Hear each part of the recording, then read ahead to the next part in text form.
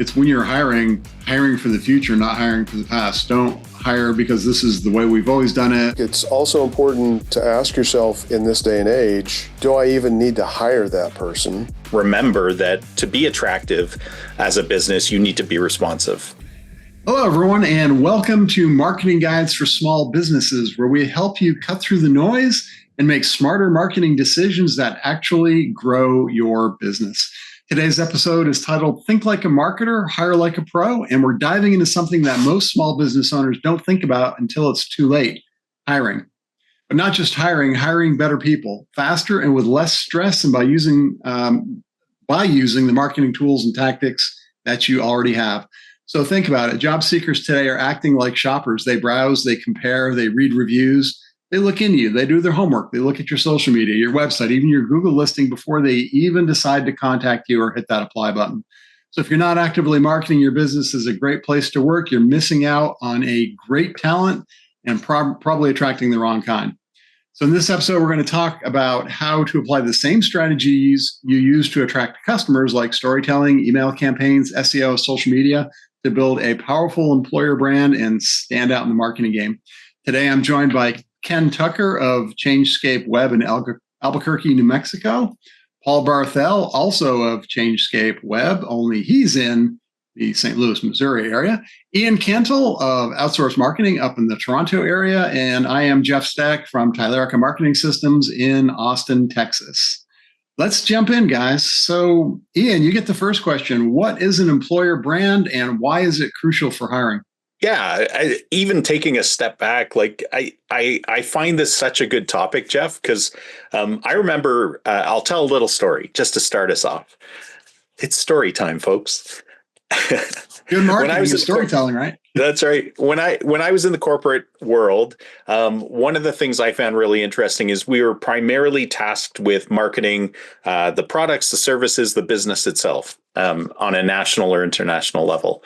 And then I remember very clearly there was one particular large business I worked in where the HR department approached us and said, "Hey, we need some help really formulating a good marketing plan for hiring." And that's where, or when it became really clear to me that marketing for hiring, marketing for people to attract the right people to work in your business is really the exact same process as marketing for attracting clients, patients, and customers.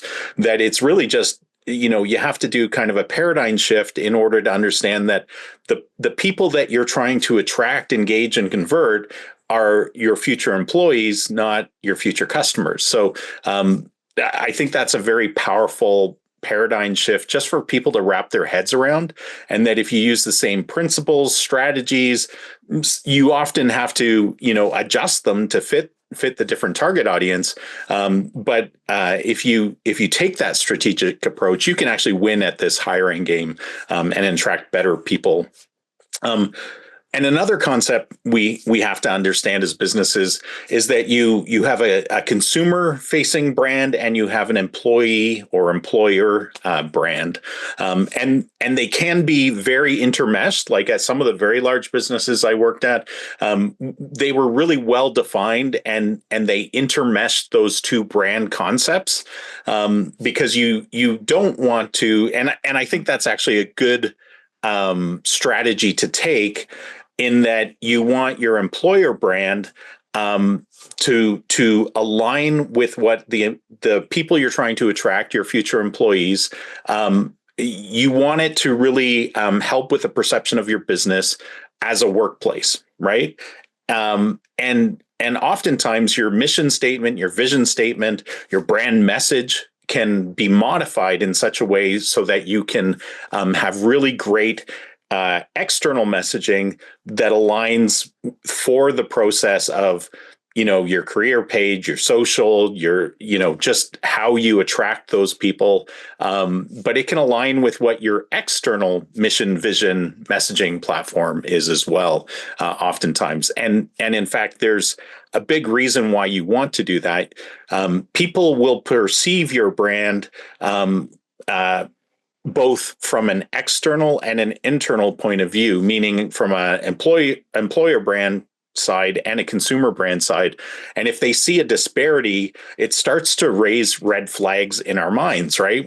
If we see something that looks very put together, and then as a consumer brand, and then we see something that's presented as not very well put together, it starts to create this disparity in our minds. Authenticity is really important from a brand perspective as well. From an employer brand, candidates really crave realness, right? They don't want to go through this hiring process and discover, oh, wow, you guys put on a good show. But once we're there, it's a totally different experience.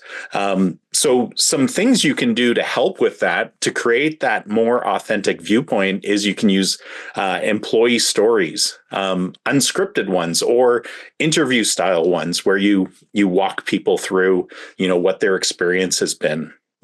Use real photos, use candid videos. It builds trust. It filters in people who fit with your culture, because you're always trying to match your brand with your culture. So again, you don't create this disparity with people. And it's really important to understand too, we talk about how when you're doing consumer brand or consumer marketing or B2B marketing, you don't live in a bubble. You don't exist in a bubble. Your business is always competing. And as a brand, as a business, as an employee culture, you also don't live in a bubble. You compete with other employers, especially in the same space or in the same geography. And so you need to be taking that into account and look at your culture, your mission, your leadership, in order to understand what's going to draw people in, and what their personal impact is going to be in your business and in your culture. It's not all about outspending the competitors, but you do have to have a story, or a concept would be you need to outstory your competition in order to attract the right people. Yeah, but those are a few thoughts. You hit on a couple of keywords that really resonated with me. The first being the authenticity. You can't just say, "Oh, we're a great company to work for," and not be, right. We've all heard stories about companies that treat their employees like dirt, and then they wonder why turnover is so high, or worse. And this ties into the second word that resonated: the culture, right? The culture they create, the culture they attract for, is going to carry through to what their customers see, what their clients see.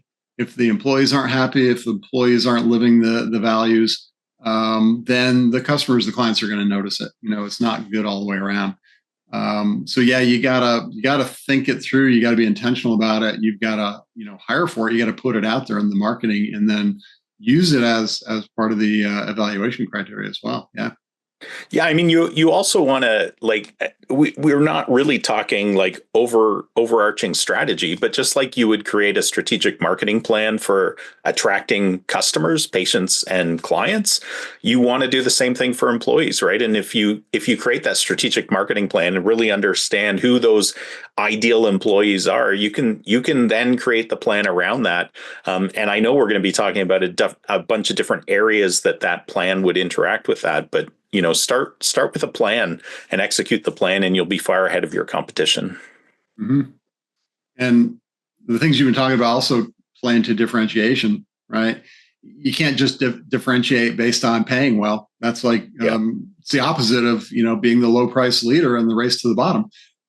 Trying to outspend your competition because that's the only way you can hire is also a race to the bottom, because it's going to drive your expenses too high. So yeah, finding those differentiation points, finding those things that resonate with the people you want to hire, attracting the right people. It's marketing applied to a different audience, as you said. What are your thoughts on? I'll throw this out to everybody. Thoughts on small companies versus large companies, and does one have an advantage over the other when it comes to hiring? I'll start. I think they both have pros and cons, right? Large businesses have larger budgets, so they can put together a little bit more. They also have larger teams that can help with this. So there are some advantages there. But I would say that from an authenticity standpoint, the smaller the business you are, the more advantage you have, because usually that means that the people going through this process of developing the strategy, doing some of the authentic, development of materials are usually closer to the actual owner operator. And so, as any person, unless you want to be in a very large organization, which some people want to work in. But if you're really just looking for how can I contribute the most, how can I, find a culture where I'm going to fit in the best, sometimes the least number of players involved can actually be a huge advantage and very attractive to people. So I think there's pros and cons to both, in my viewpoint. But I always think that small businesses have a huge advantage of being more authentic, more nimble, and can adjust their strategies very quickly, whereas large businesses can't do that as well. I think they can also control their culture. In other words, if you look at a big,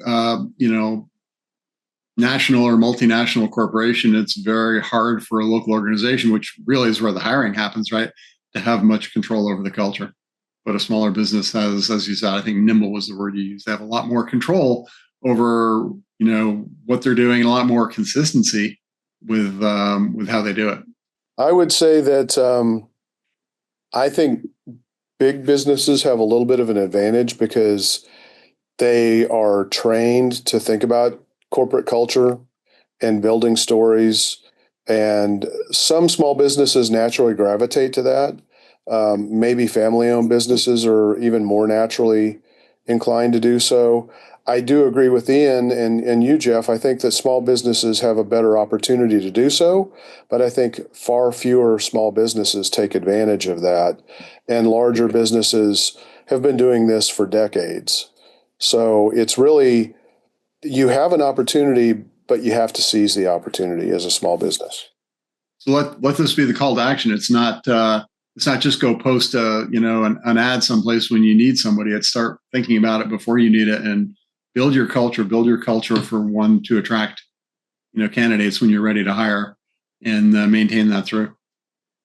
Did you guys, when COVID hit, I remember a few of my clients who were in the trades suddenly became very aware because of the contractor shortage, right? For lots of businesses, they suddenly became very aware that their culture, their hiring processes, what they presented out to people became super important.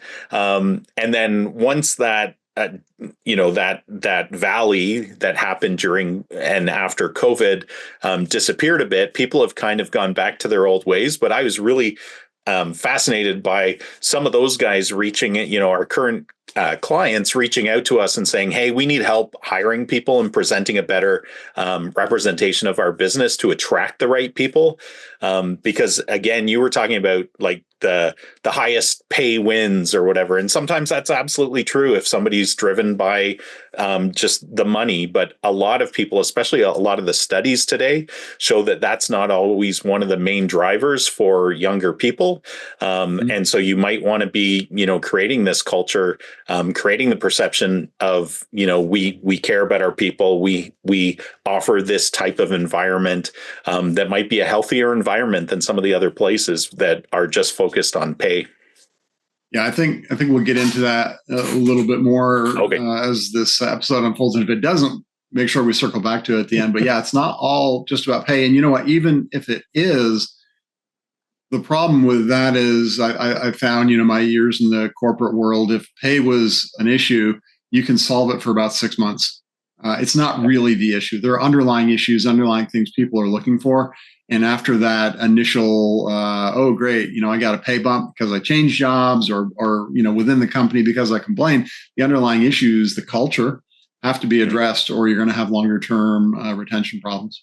Paul, let's go to you. Let's talk about how marketing funnels can be applied to the hiring journey. Well, yeah, I suppose if you think about it, everything's a process, right? If you're actively recruiting, Ian touched on some of these points, but if you look at it like lead generation, people have to know you exist. They have to know you're hiring. So you're going to post on different job boards or however you're going to get your message out there. And then obviously you have to qualify them. If you're going to send them to a landing page, obviously you're going to link them back to some kind of page on your website. You want to be very clear what the job entails, what the skill set that's required, what's expected of them. Ian talked about culture. And I think, especially with the younger people, that culture part of it is more and more important. You had talked about pay not being the overall factor, and I think that the culture really is important to a lot of younger people.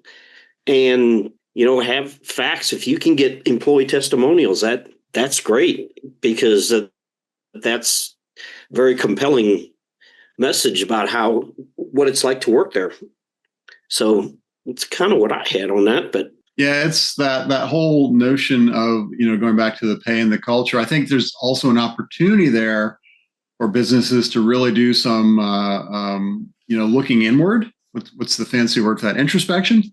And see if their beliefs about their candidate pool are their candidate pool's beliefs. Because you did bring up a really good point, Paul, about the generational aspects of it. And pay is always going to be important to everyone, but it's not necessarily the most important. It's going to play a factor, but I know for sure the younger generation, because I see my kids, they look at more of the values of the company and the opportunity to make an impact, and a lot of those kind of factors that maybe an older generation that was just focused on competitiveness and pay, and you change jobs to get a raise. If you are thinking of the world that way, then you're kind of not lining up with what your candidates are thinking. So again, it goes back to get in the heads, just like you would a prospective client. Get in their heads and figure out what makes them tick and what does it take to attract them, and then make sure that your culture aligns with that, and the materials you put out align with that, the messaging that you convey aligns with that. Any other thoughts on digging into this notion of a hiring funnel like you would have a marketing funnel? Yeah, I think it's an awesome idea and an awesome approach at looking at it, because you do have to think about it as a buyer's journey, essentially, right? You can call it an employee journey or a hiring journey, but it's really essentially the same thing. Like, if you think of the duct tape marketing hourglass, right? Somebody has to know, like, trust, try, buy, repeat, refer. It kind of fits with hiring as well, in that your very best employees are the one, like, they have to know you. The people you're hiring will have to know you, and then they need to like you, trust you, try you, right? You as a person looking for a job, you essentially try on that job, and part of that might be through the interview process. Yeah. Yep. And then you become essentially part of that business, and then we all as employees, if we're employees, make the decision to continue to be employees, just like clients continue to be, make decisions, or patients continue to make a decision that they're going to stay your patient. And then the referrals are super important too, because if your own employees will refer like-minded, really good people, that's super powerful. Like, a lot of larger businesses actually give like signing bonuses back to the referrer internally, because usually good people attract other good people. Mm-hmm. So I think there's a lot of value in thinking about the buyer's journey or the hiring journey, and all of the different elements that could go into that, and why you need those elements in order to attract people through that process and essentially move them through that process. Yeah, you kind of tied it back to the marketing hourglass. I would say in the hiring world, the only real change is swap out the word retain for repeat. Yeah. But that's essentially what it is. It's keeping people, engaged, keeping them, with you. And then the refer, that's also, from the former hiring manager's point of view, some of the best candidates that ever crossed my desk were referrals from other employees. So yeah, absolutely. That's part of the culture and part of, working on it and factoring it into the hiring funnel. Ian, you mentioned the try activity. I think it goes both ways, right? I mean, the employee gets to try the business, through like the interview, but more and more, I think a very prudent thing to do for businesses is to create a small little project and give to prospective employees to try them and make sure that they are a good fit, that they can follow the guidelines or the procedures or think out of the box or whatever is needed from that position before you make that bigger commitment. That is becoming a very popular and a very effective strategy for making sure you're getting the right people in place. Great point. Yeah. Yeah, if you look, and there's different ways of doing that. If you look at, even 20 years ago, Google's, it was maybe even part of the interview, but there were very task-oriented problem-solving, little mini tasks. I think what you're talking about at a deeper level, if you're hiring a VA or maybe a contract employee or something, you can definitely do that with mini projects. So I think a lot depends on the type of position you're hiring for and the type of company. But the try can absolutely go beyond the interview. And what you said, Ken, is so important too, because when we think of that marketing hourglass framework, what makes it so powerful is that it's really designed to get you. So thinking about traditional marketing, right, from a business to a customer, you're trying to get out of your own headspace in order to understand the headspace of the person and what will motivate them through that framework, right? From step to step to step, because we more naturally think about what's in it for us as the business. Like, at this stage, we need them to do X. And so, but you're absolutely right. There's the person that is looking for the business on one side. There's the person that's doing the hiring, the business that's doing the hiring on the other side. And there's different things, requirements that each of those parties have in order to effectively move people through that process. I think you brought up a great point. Yeah, it's engineer the touch points, right? Reverse engineer them, and also the little feel goods that go along with them.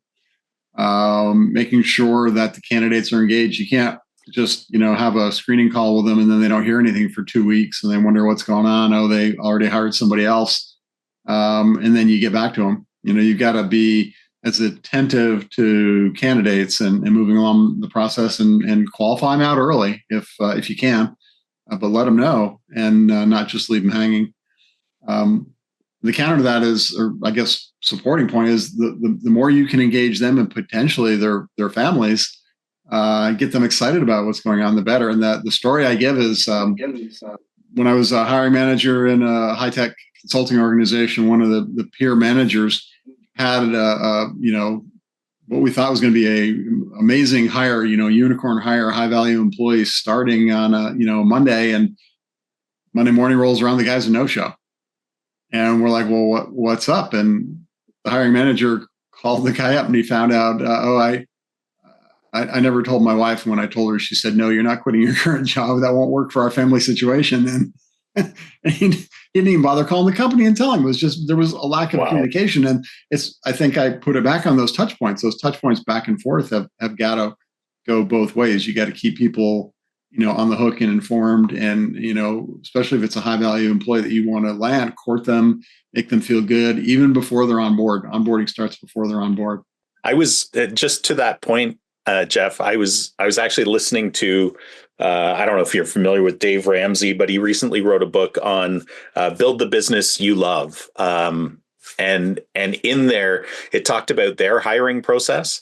And theirs is a little bit unique, where they actually, in the process, they actually take the hiree, this is after, when they're about to offer the person the job, they actually take the person, the hiring manager takes the person out to dinner with his spouse or partner, because I thought it was very funny, but it's very true too, that if the spouse is just not a good fit either, they play an important part of the whole equation, right? Because if the person's going back and they're dealing with somebody that's very tough to deal with, and that comes out in this conversation, I just thought that was such an interesting concept that I'd never really considered, but kind of spoke to the point you were talking about there.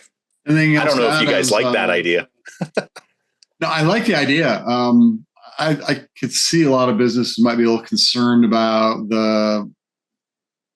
especially in the US, there's a lot of, well, you didn't hire me for whatever reason, you're biased against me, I'm going to sue you. I think we just got to kind of get away from that and get back to, really doing a good job of screening people up front and moving them through a process.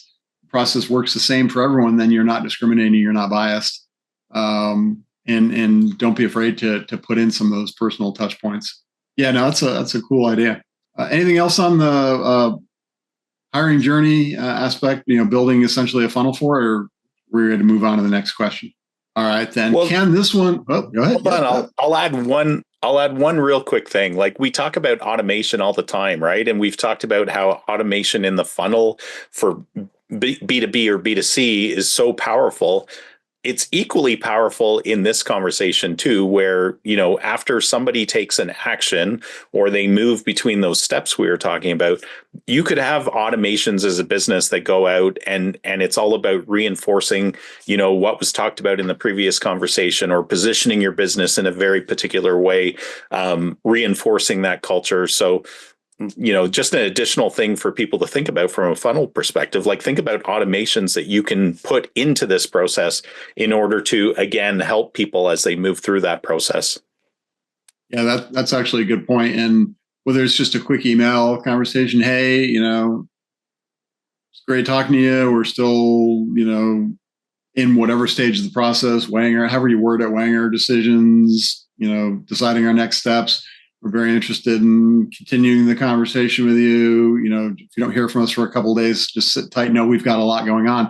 That means a lot more than the company going dark. And again, I'll take it back to a personal experience. My last, kind of one of the things that said it's time to leave the high tech world.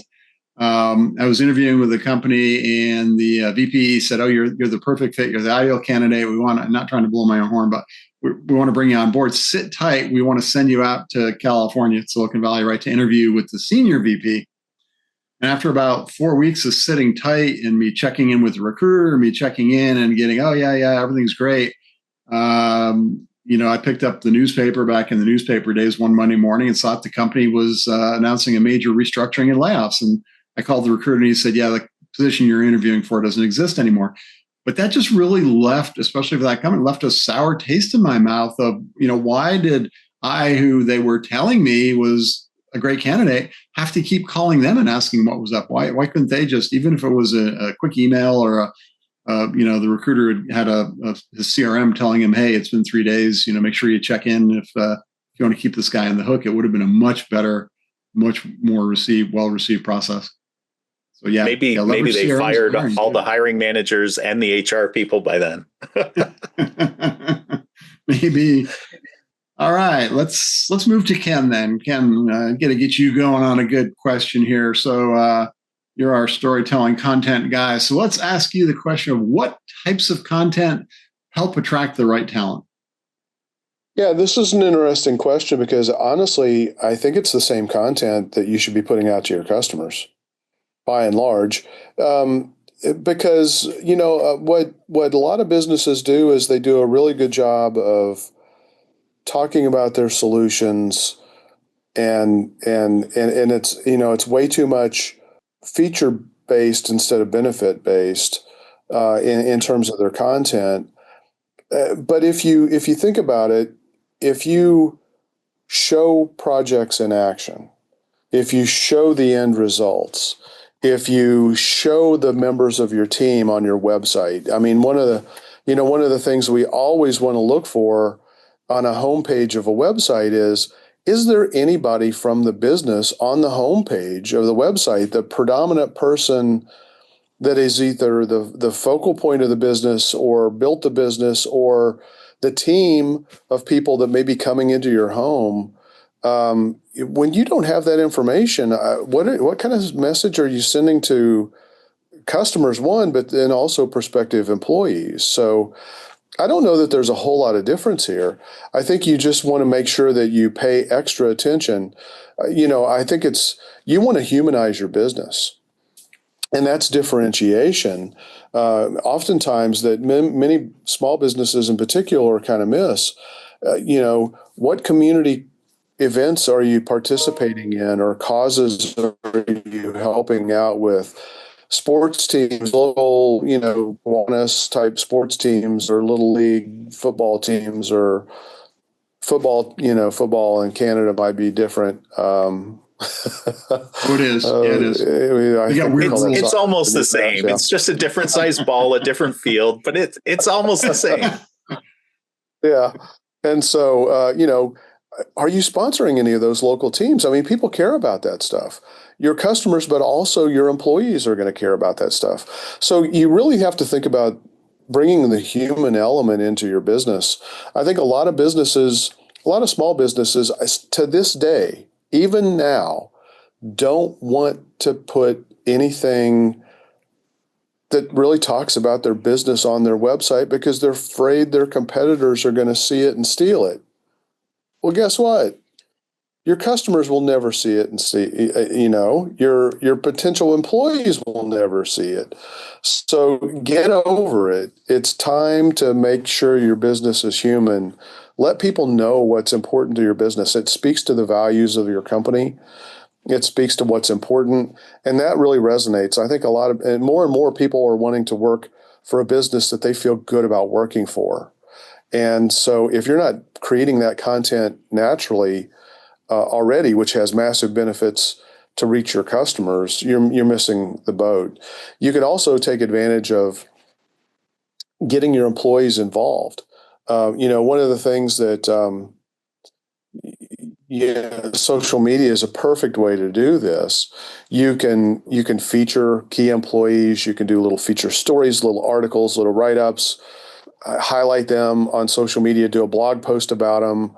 So many do, obviously recording videos about them, with them, interviewing the employees who work. We talk all the time about getting reviews from customers. Get reviews from employees as well, and put those out there for people to consume, because that's, I, as a consumer, I want to hire people who like the company they work for.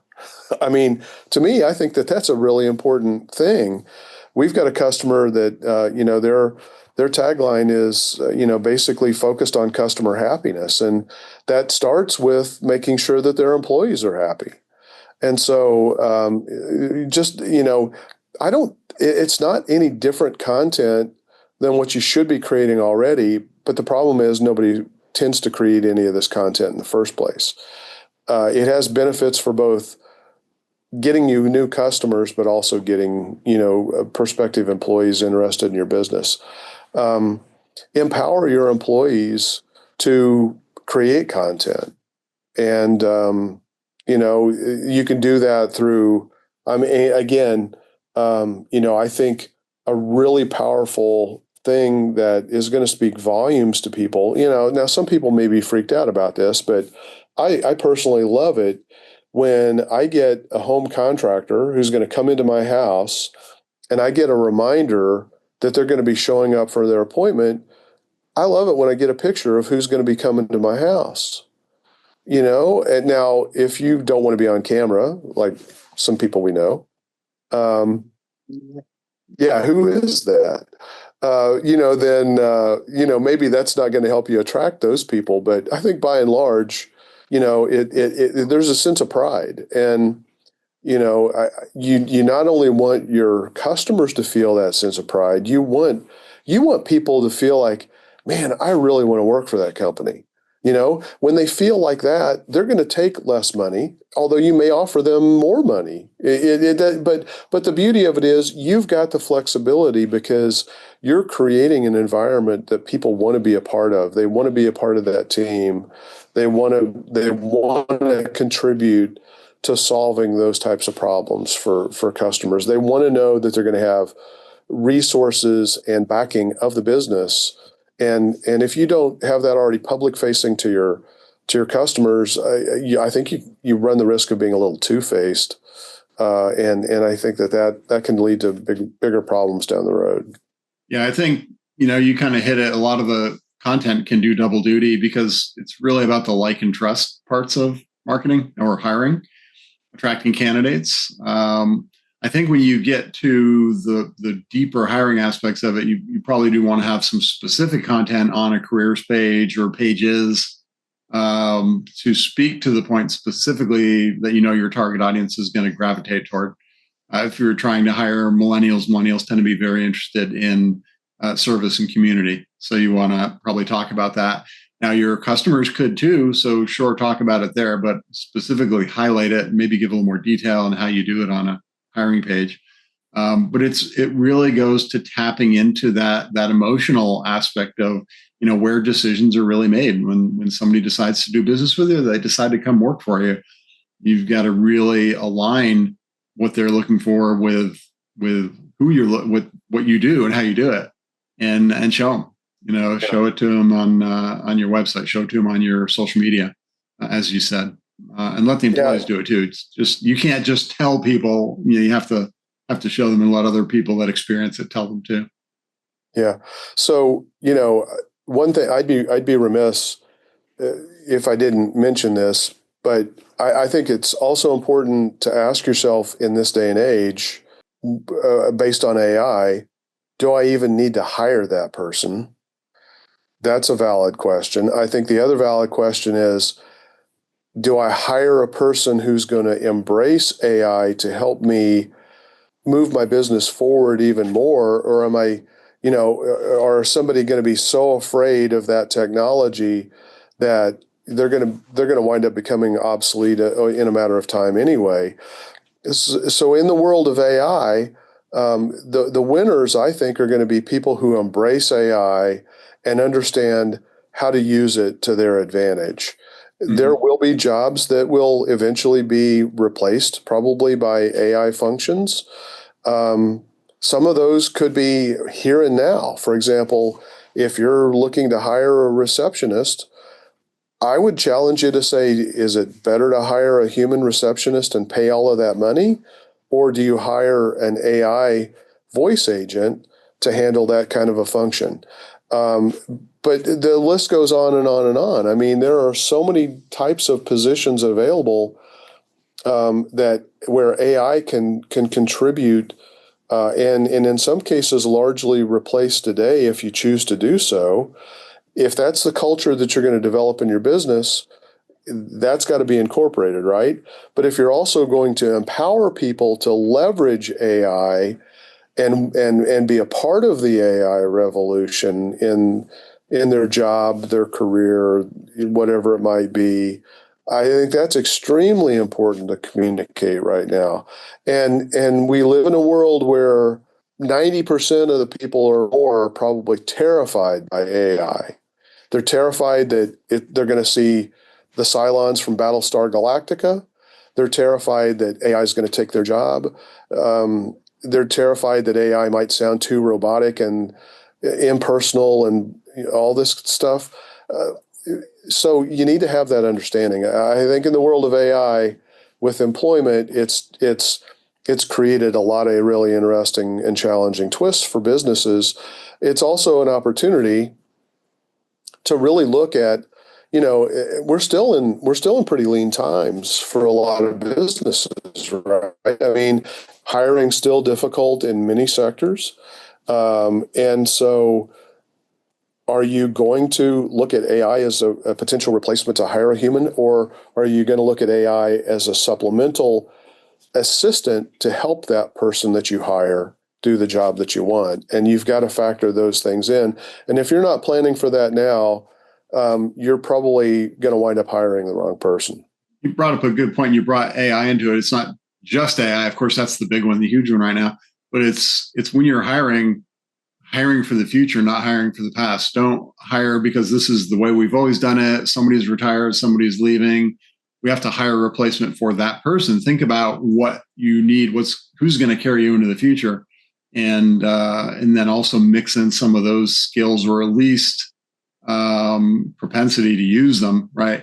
Your example with AI, if you have a few screening questions about AI and they say, oh no, I don't know anything about AI, I don't use that, I don't want to use that, I'm never going to use it, AI is evil, probably don't want to hire that person. Maybe you do, depending on the business, but my point is thinking ahead to the future, and other skills that way too, kind of look ahead and anticipate and see what will carry you. You can also make that part of the content you put out, part of the job descriptions. Looking for somebody with an eye to the future, looking for somebody open to new things and new ideas. This is the way we've always done it, hasn't been cutting it for a while. And I think with things changing even more rapidly now in the AI era and beyond, that it's really not going to cut it in the future. Yeah, I think critical thinking skills are also important for pretty much any position, and you need to be prepared to, one of the great things about if you build a really good quality funnel for hiring, you're going to disqualify people pretty quickly through that process, so that you're not wasting their time nor your time. So that's also an essential part of creating a hiring funnel is rapidly getting to disqualification, so that you're focused on really paying attention to the right people that you should be hiring. Mm-hmm. And so think about how can you set up a funnel that is disqualifying as well. Right. Good point. And going back to, so the initial question was about content, right? And you were talking about video a fair bit, Ken, and some of the video that we can create as a business that's highly attractive to people. You were talking about like employee videos, that kind of stuff.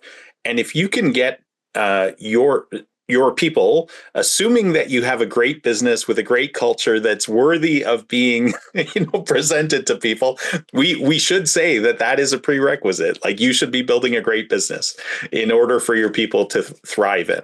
And if you have that at all levels, like, you should have videos of all of your team, not necessarily the whole team, but having a cross section of your team from like the lowest job or the entry level job right up to senior leadership, if you have a business like that. Because if you can show that your culture, your employee satisfaction, your mission as a business all has this thread through all of those different types of people, it creates not just, hey, here's where I can slot myself into this business. I can see myself. It's that trying on, right? I can see myself in this business now, but it's also, everybody wants to have a future concept of, well, maybe there's even opportunity for me to grow in this role, right? To a higher role. And as businesses, just a final point about that, like, you need that culture. You need a great business for people to work in. If you can't stand behind your business and applaud it, like, nobody else is going to do that, right? Like, you need to embrace this idea of presenting your business to the world in order to attract great people into it. Ian, let's move on to the next question. I'll stay with you on this one. Let's talk about how social media can be used to attract and engage candidates. I mean, it's a fantastic platform. I'll just give a quick little anecdote. Again, during COVID and right after, where some of our trade clients were having difficulty hiring, one of the strategies that we started to employ more and more was the content that we were creating, like the videos of employees and even just the presentation that there were opportunities for people to be hired into the business, leveraging social media for that. So getting those messages out across those platforms was super powerful, because when you think about how your social network is created, you usually, your employees, your existing employees, are hopefully following your business. Their families might be following your business as well, because they're curious about what's happening in the business of their kids or their spouses, or their brother or sister, whatever it is. And when you post something and those people are following or like it or comment on it, it suddenly starts to get such a broader visibility in the marketplace, and again, with probably like-minded people. So social media can be super powerful. Of course, common places or common platforms to think about, for sure, LinkedIn, just because if you're a profession, if you're a professional business that wants to attract other professionals, even regardless of kind of what profession, I can't think of really one where you wouldn't want to use LinkedIn, because people expect you to be there. They expect you to talk about your business and to post hiring information on there. So you should be doing that. But then, Instagram, Facebook, TikTok. Again, wherever. This is why it's so important to strategically start with who is your ideal audience, and in this case, who is your ideal hire, because the people you're trying to attract might be specific types of people on specific types of platforms. If you're a dog grooming business, there are pretty easy ways in order to get in front of other people that love dogs, right? Like it's especially on social media. So, and you'd probably, want to employ some of those channels. But what's really great about social media too is that it's just designed to be visual. So if you have videos, if you have photos of a culture event, like, hey, we did some charitable stuff, or hey, we planted trees, or, hey, we had a celebratory event for the business because it's our 10th anniversary, whatever it is, take pictures, post those, take videos, post those. It's just a fantastic way to do it. And of course, like your call to action can even be, DM us, if you direct message us, if you're interested in this job. Obviously you have to have people inside your business that are going to respond to that. But that's some fantastic ways to use it. Some of the reasons why businesses probably steer away from it is if they're not active on social now, it looks a little weird when they suddenly just pop up with, this sudden new post about their hiring, and nobody can know anything about the business without, because they haven't been posting consistently for a while. It sends kind of a weird message or a wrong message. So it's really important to consistently be involved in social media, even if it is just laying the groundwork of, this is who we are. This is what our culture is. This is why we're a great business in order to hire us, but then also to be hired. So some really important things there. And of course, if you're using the social channels to do targeted hiring, especially with LinkedIn, you can do some very, very specific promotions, in mails, ads. I mean, you can do so much. And because LinkedIn is one of the few channels that really does have people's histories as far as their jobs, their roles, what they've been involved in. I mean, if you were a company and you wanted to go after one of your competitors, there's ways, you could do that as far as targeting. And yeah, just some really neat things you can do by location, interest, experience. And of course, in some of the other channels, you can do that as well. One last thing that occurred to me when I was thinking about this too was rarely do businesses think about retargeting for hiring. And so, if you have a career page, if you have a very specific career page, you could actually do very specific retargeted advertising to those same people so that, your message kind of follows them around for a little bit. And that's, a pretty compelling idea that is very low cost, but could be very powerful. Good point. When you incorporate video with that, you can actually, move them further along. So it's like they go to your job application page or whatever, don't fill out it, but they went to the page. Now you can put a video out there in front of them that says, hey, still thinking about this career? Here are 10 reasons why this makes sense for you to do, and just create a nice little video and video ads are typically cheaper than many other forms of ads. So I think that could be a very powerful strategy. If we wanted to keep taking the advertising side even further, I mean, you can even do geo-targeted ads if there's a key competitor that you love to get fantastic employees from, right? Because there are businesses like that essentially do, employee shopping at their competitors. I mean, you can do geo-targeted ads to people in that business. There's all sorts of things to do, which would be top of the funnel, but still very efficient and cost effective. And also targeting other markets, I mean, if a market chronically underpays, and they've got people with the right skill set, maybe you run your ads in that target market, I'll just use Texas as an example, and you're you can pay, substantially more than the going rate in Texas.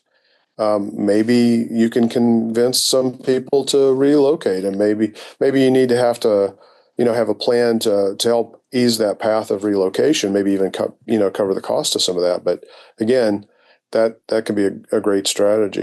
Yeah. One of the other things that people often overlook with social media and hiring, and I've actually seen it work, and so that's why it comes to mind. But the people that see it might not even be the people that you end up hiring. It might be their loved ones. And so I've actually seen that several times where that's just happened, where a loved one has seen, a mom, a sister, a friend, a colleague has seen a posting of some kind and said, yo, John, you got to go, check this out. And they do. And then they get hired. And you're like, that was crazy. Like, that was probably the least expensive method of finding somebody really good. So It can work. All right, Paul, let's jump over to you. How can you nurture a talent pipeline before you even need to hire? Well, if you think of it as a talent pipeline or like a email list, a prospect list, you could let people opt into job updates or job alerts or updates about the business, especially if they come to if they wind up on your career page or hiring page and they fill out a form and you're not hiring at that particular time. You could give them the option to opt into a list like that, and then you might hit them at the right time. Maybe they're in between jobs or looking for a different job, and the first time they contacted you, you weren't hiring, and now you are, and they're in the market. Use your Google Business Profile. Put a link to your hiring page on there. Take those, we talked earlier about employee testimonials, put those on your business profile page. There's a lot of things you can do like that, but it just kind of keeps your business top of mind to potential, employees. And when you look at your careers page or your job pages, you should be applying SEO to those pages. Just a lot of times people ignore them. It's just like, well, okay, they're there. It's in the navigation. They can find it if they want, but it may not necessarily show up in search. So you want to kind of be optimizing those pages too. Same way you would optimize any other page. I think your comment about, building the list, using email to build the list was right on point. I mean, email list building can be so powerful. And I worked with a technology recruiter for a while. Matter of fact, we still maintain his website. And he's very, very specialized. They work in Python only. And they decided they were going to become a resource for Python developers. So they started pooling together all kinds of information, built a community around basically Python. And guess what? When they then needed to post a job for a Python developer, they already had all those people attention. They already had those people in their email database. So yeah, I mean, it's not like, oh, we need to hire, let's start now. It's start well before you need it and start building those lists. And yeah, you're right. SEO for career pages and things too. You can always put mechanisms on the pages to qualify people out or say, we're not hiring right now, but give us your email address. We'll let you know when we are. But again, SEO, especially, you can't start, the day that you want it and expect it to do anything for you. Yeah, and I had mentioned the Google Business Profile because it's a different world now than it was, 10 years ago, whatever. People are going to go and they're going to look at your business, see if they even want to work for you. Yeah, definitely. All right. So Ken, let's go back to you then. How do you measure the impact of your hiring? So I think, again, the same best practices that you use to be found by customers and track how they're finding you, what actions they're taking, you want to apply those to your hiring. And a lot of businesses completely skip this over. If you're going to run job ads, send people to landing pages that are trackable. Have call tracking numbers specifically tied to the hiring process. Use the same principles. You want to know the sources of where people are coming from. You want to know what sources are providing the best applicants for you. Use forms, ask questions on forms. How did you find out about us? Questions like that. All of that is, I think, always very important. When it comes to social media, it's a little bit more difficult to track often. But, when you're doing specific posts about job openings or job positions, you can monitor the likes, the shares, the clicks, video views if it's video content, how far people view the video into the content. Pay attention to that stuff. That may give you an idea. If you have the budget, try to do some split testing. See if, video A works better than video B in terms of getting you better applicants.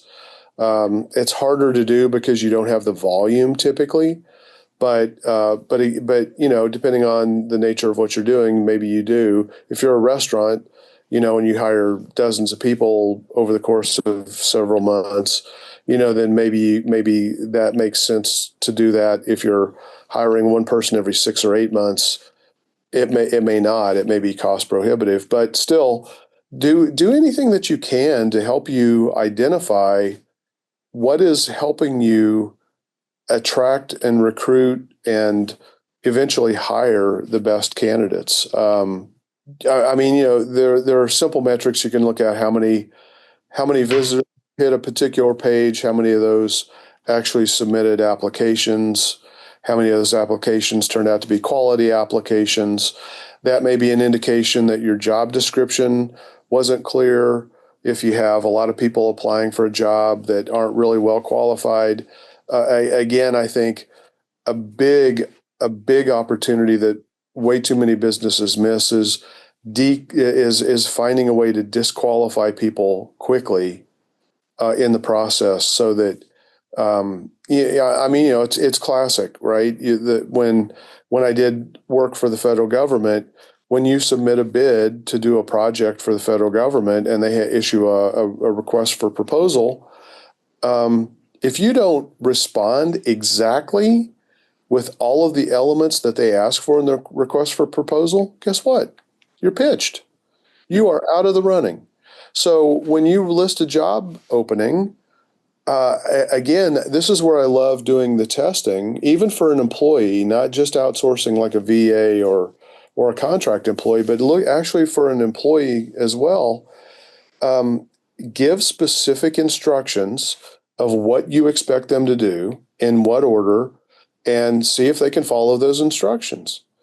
You'll learn an awful lot, and you can disqualify people very rapidly who may not be the right fit for your business. So pay attention to those kinds of things. Those disqualifying factors, I think, are actually some of the most important metrics to take a look at.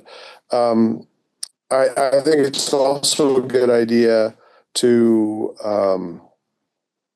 interview people and get feedback from your candidates, both the people that you do hire and bring on board, but also people that you didn't, because the candidate that you didn't hire, maybe the candidate you decide to hire in a week, a month, a year. Build and maintain that relationship. Make them feel valuable. It's like, we didn't hire you, but for this position, but we want to understand, what was your experience like working with our company? Find out about those, their people, what got them excited, what frustrated them. They're going to stay interested if you engage with them and follow up with them, even if you didn't give them the job. So, make sure that your job openings are clear. Find out from your applicants, did we adequately describe the job to you that we interviewed you for?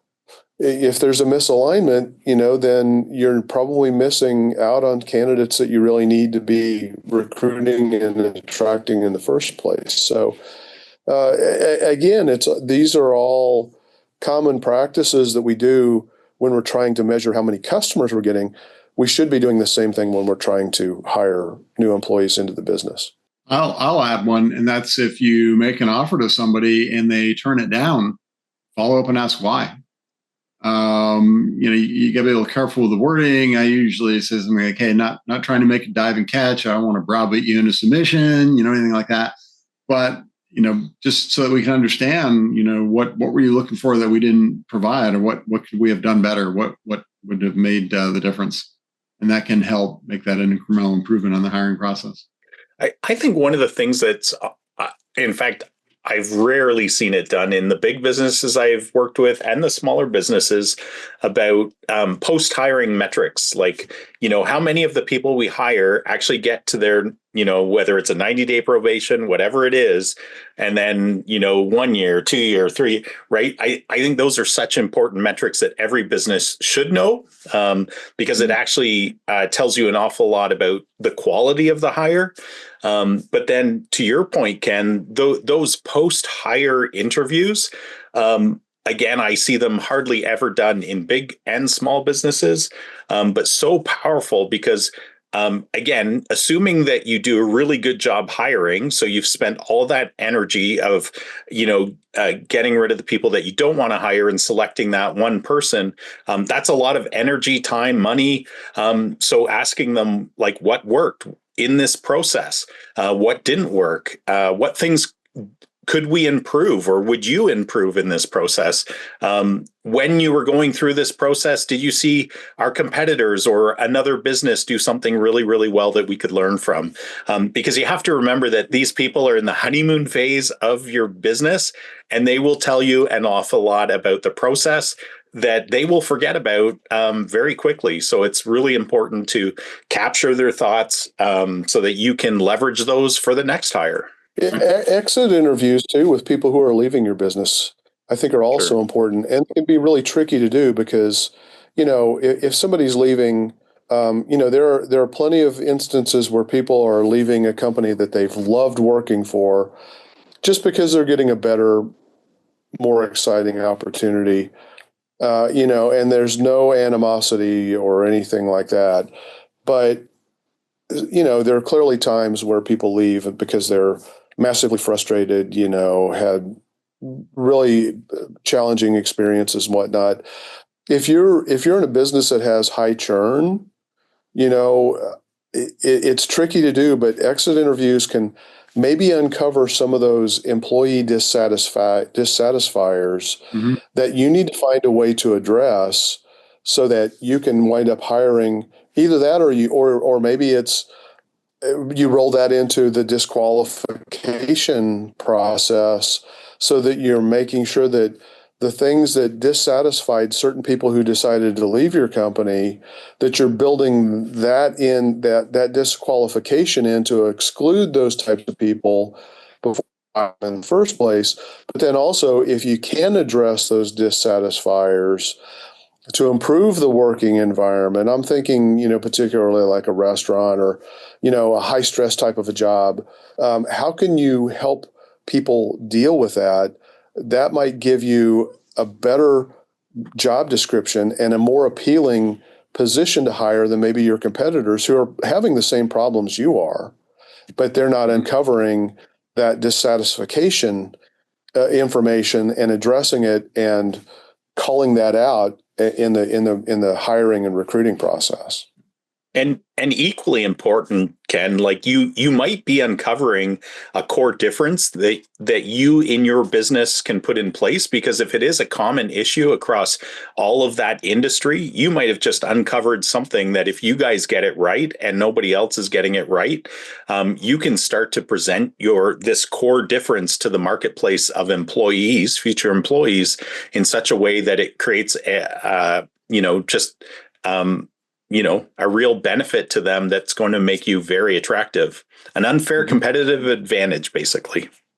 Yeah, that's a good point, Ian. I think I was trying to get there, but you better made it sound good. Well, speaking of getting there, I think we're coming to the end of our time. Does anybody have anything they'd like to add before we go to the wrap up? Just one thing came to mind. Well, a lot of things came to mind, but one thing I think worthy of bringing up is just Jay Bear talked about speed of response. You guys had mentioned a couple times just how it's important to keep the process moving. What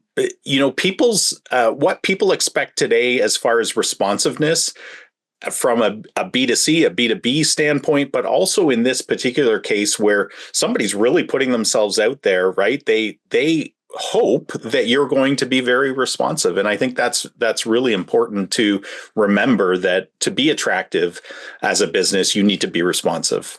Good point. Okay, well, I think that takes us to the wrap up. So we've covered a lot today.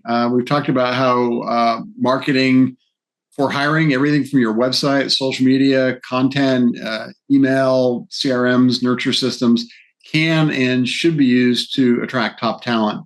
So whether you're actively hiring or just trying to build a future pipeline, which I would highly advocate for, the goal is the same. Showcase your business as a place where great people want to work. Really identify with what they're looking for.